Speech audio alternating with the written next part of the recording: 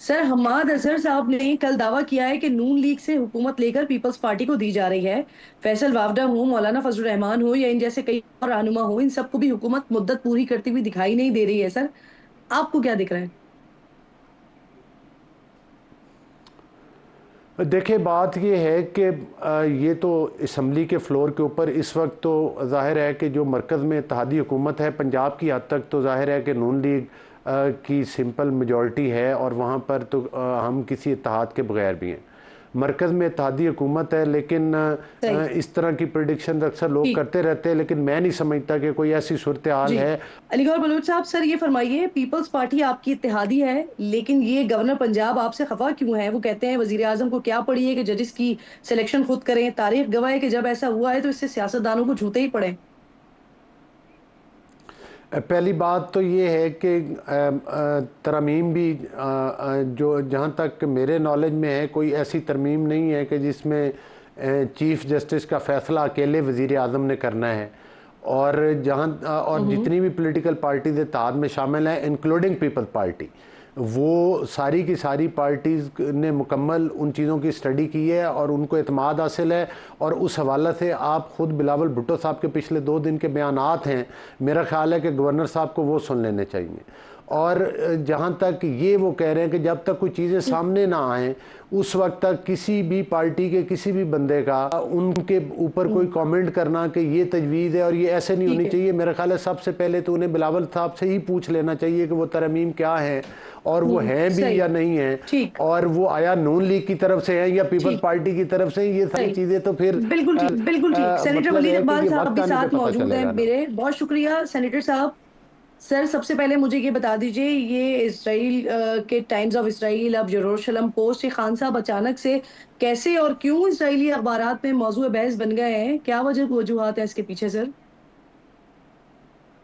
आप बताएं, आपने ये मजमून पढ़ा है जी? पहले तो ये बताएं मुझको।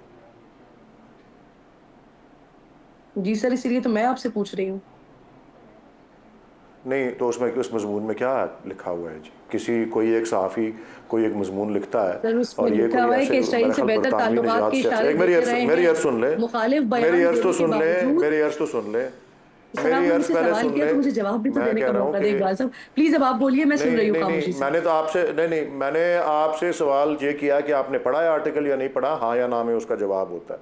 आपने कहा आपने पढ़ लिया तो ठीक है, फिर मैं क्योंकि मैंने पढ़ा है ना, मैं उसकी बात करता हूँ आपसे उसके बाद। मैं आपको सिर्फ इतना बता दूँ, ये कोई किसी बरतानवी मेंबर ऑफ पार्लियामेंट के कोई मुआविन हैं जिन्होंने ये मजमून लिखा है। शायद इनका कोई ताल्लुक़ इसराइल से है। और इस मजमून का मतन अगर आप पढ़ें, उन्होंने अपनी एक ज़ाती राय का इजहार किया है। कोई एक शख्स ने ज़ाती बिल्कुल राय का ऐसे ही है। इजहार किया है, ठीक है। और उसने बिल्कुल ऐसे ज़ाती ही। राय का इजहार करते हुए इस तवक्को का इजहार किया है कि अगर पाकिस्तान और इसराइल के कोई ताल्लुकात हों तो उसमें हो सकता है कि इमरान खान साहब अगर इक़्तिदार में हों तो वो उनको किसी तरीके से इस्तवार कर सकते हैं। तो एक तवक्को का इजहार करना, इसका हमारे से क्या ताल्लुक है? वो एक शख्स है जो कि कोई एक तबसरा कर रहा है, ये उसने बात की है। दूसरी बात ये है अच्छा वली साहब, कि ये आपने उन्होंने बात बिल्कुल की दुरुस्त है बात की अब्राहम अकॉर्ड्स कि की। एक सहाफी ने मेरी अपनी राय मेरी का बात पूरी इजहार सुन लें किया है। प्लीज़, मेरी बात पूरी लेकिन सुन लें, लेकिन सर। मेरी पूरी बात सुन लें प्लीज़ प्लीज़। आपने अगर सवाल किया, मेरी पूरी बात सुन लें, मैं पूरा जवाब दूंगा। उन्होंने उसके अलावा अब्राहम अकॉर्ड्स की बात की है जिसमें नेतन्याहू और डोनाल्ड ट्रंप और इन सब ने मिलकर साइन किए थे, और बहरीन, जिसमें मुसलमान मुल्क दीगर जो हैं उन्होंने इसराइल को तस्लीम किया है या अपने ताल्लुकात उनसे बनाए हैं। अब इसके बाद जो सऊदी अरेबिया बड़ा अहम इस हवाले से एक मुल्क है, और उसके जो MBS जो हैं या जो क्राउन प्रिंस हैं, उन्होंने इस बात का अंदिया दे दिया है कि जब तक इसराइल अपना जुल्म जो है वो ख़त्म नहीं करता जो वो हो रहा है गज़ा के अंदर, कोई इस किस्म की कोई चीज़ हो ही नहीं सकती। तो ये एक, और ज़ाहिर है सऊदी अरेबिया से पाकिस्तान के असल ताल्लुकात हैं, तो उसके ऊपर भी उसका इन्हिसार है कि पाकिस्तान की कोई पॉलिसी जो है शायद उसमें कोई तब्दीली आ जाए अगर सऊदी अरेबिया कोई अपनी पॉलिसी में तब्दीली लाए। लेकिन मैं आपको बता दूं, पाकिस्तान ने पिछले कम अज़ कम 50 या 60 साल से एक मौक़िफ़ इख्तियार किया हुआ जी। इसराइल के बारे में। हाँ। वो मैं वाजे कर दूं, और वो बड़ा बिल्कुल क्लियर है खामोशी से बात सुनी कि नहीं नहीं, मेरी बात पूरी सुन ले, मेरी बात सुन ले पूरी प्लीज। 19 मैं इस मौजू के ऊपर बात पूरी करनी, जब तक बात पूरी नहीं होगी ये मौजू के ऊपर। अब 1967 से पहले के बॉर्डर्स जो हैं अगर इजराइल एक्सेप्ट कर लेता है, नंबर 1, नंबर 2 आज़ाद रियासत फ़लस्तीन की एक्सेप्ट कर लेता है इसराइल अल कुद्स शरीफ को कैपिटल के साथ, तो पाकिस्तान की एलानिया पॉलिसी है कि हम भी फिर इसराइल से बातचीत कर लेंगे। ये इस पॉलिसी से कभी भी गवर्नमेंट के अंदर भी और गवर्नमेंट के बाहर भी हमने, पीटीआई ने, इमरान खान ने कभी नहीं कहा कि हम इससे बाहर जाएंगे। तो कहानी खत्म हो गई। अब मुझे इजाजत है, किसी अखबार में कोई शख्स कोई अखबार में कोई शख्स अपनी राय का इजहार करता रहे, कोई शख्स, कोई तीसरी पार्टी अगर अखबार में अपनी राय का इजहार करे, मैं सिर्फ ये कह रहा हूं दुरुस्त कर सकते हैं। ये बेसिकली अहम सवाल है। सेकेंडली ये कि ये इमरान खान के अलावा किसी और सियासतदान के लिए, पाकिस्तान के किसी और सियासतदान के लिए कभी ये राय नहीं कायम हुई, इस वजह से ये इस पर सवाल उठ रहे हैं। अब सबसे इंपॉर्टेंट ये सर कि अगर ये बात दुरुस्त नहीं है जैसा कि आप कह रहे हैं, जैसा कि आपके बाकी लोग कह रहे हैं, और इससे ऑब्वियसली आपको नुकसान पहुंच रहा है, तो क्या ये जो इससे आप ये वाले सहाफी हैं या इससे पहले जो खातून सहाफी थी जो कुछ लिख रही हैं उनके खिलाफ आप लोग कोई कानूनी एक्शन लेंगे?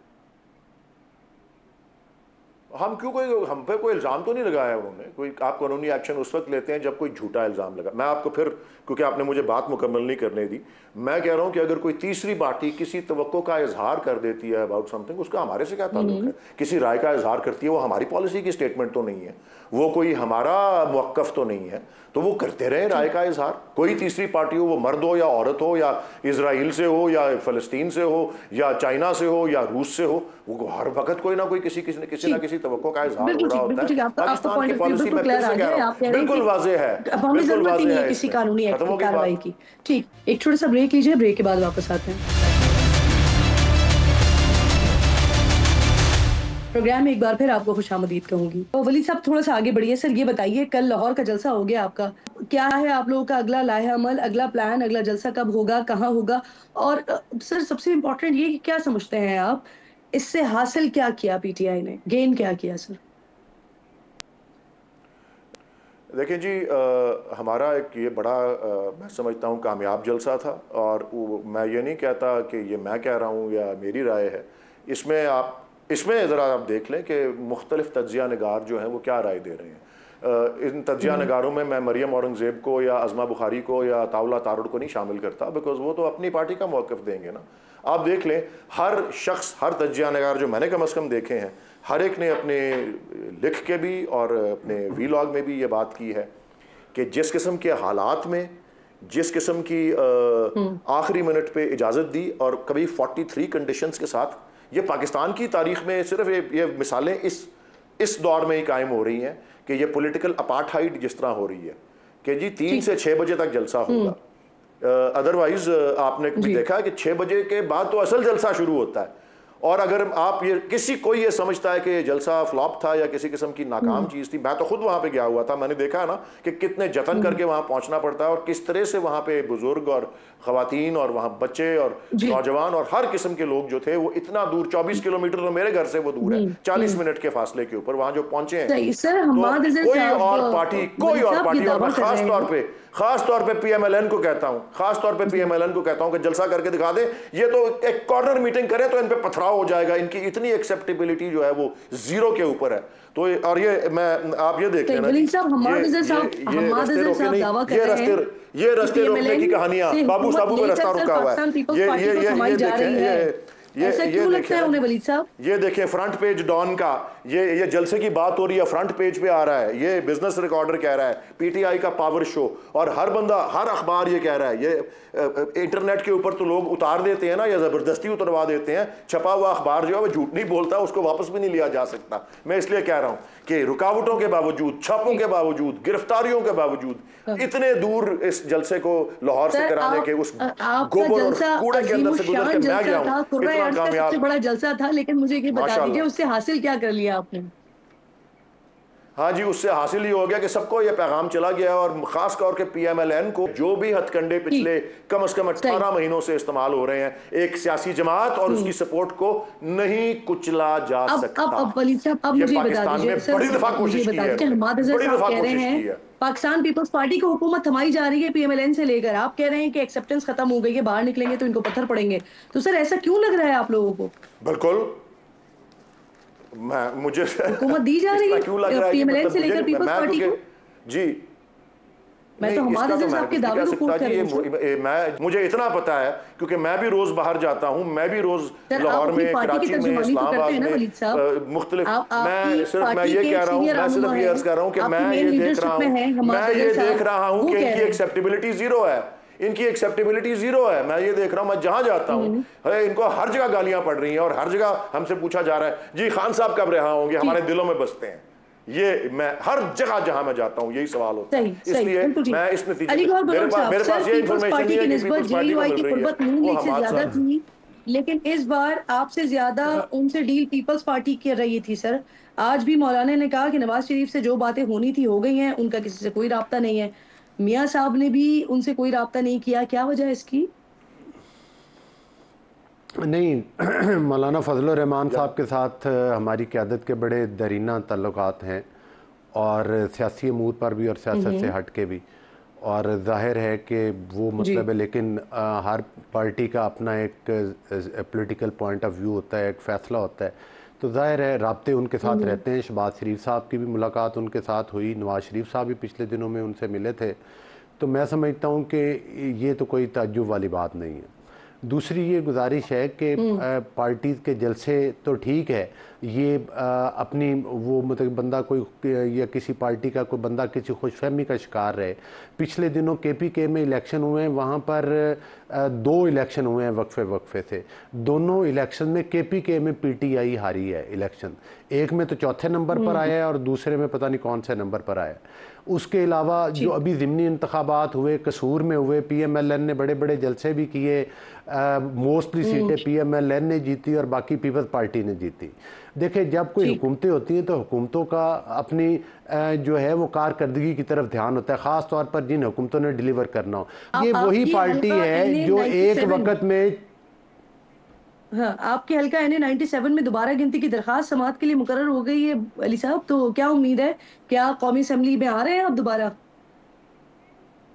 देखिए, ये तो जाहिर है कि लीगल फोरम पे जाना हर शहरी का बुनियादी हक है और जाहिर है मैं मतलब है कि डे 1 से इलेक्शन कमीशन, RO ऑफिस और उसके बाद हाई कोर्ट और काफ़ी फोरम्स पे मेरे हक में भी फैसले हुए, कहीं खिलाफ भी हुए।